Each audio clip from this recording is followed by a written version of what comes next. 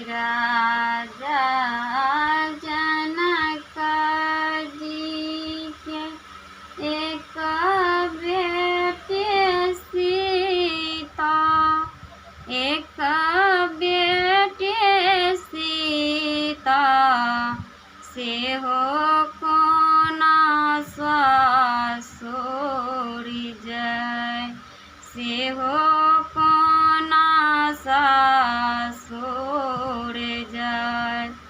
एक कोस गेली माई गे, दुई कोस गएली, दुई कोस गएली, तेसर कोस लगल पियास, तेसर कोस लगल पियास।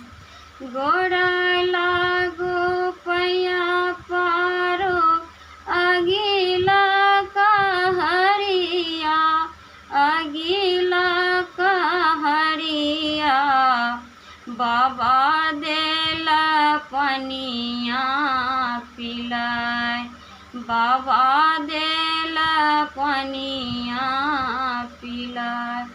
कौने रंग डोलिया कबूने रंग ओ हरिया, कबूने रंग ओ हरिया, लागी गेले बतीसो कहर, लागी गेले बतीसो कहर।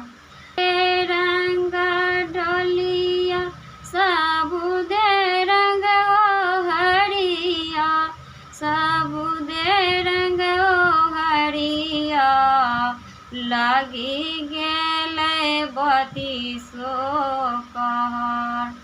एक कोस गेली सामा, दुई कोस गएली, दुई कोस गएली, तेसर कोस लगल पियास।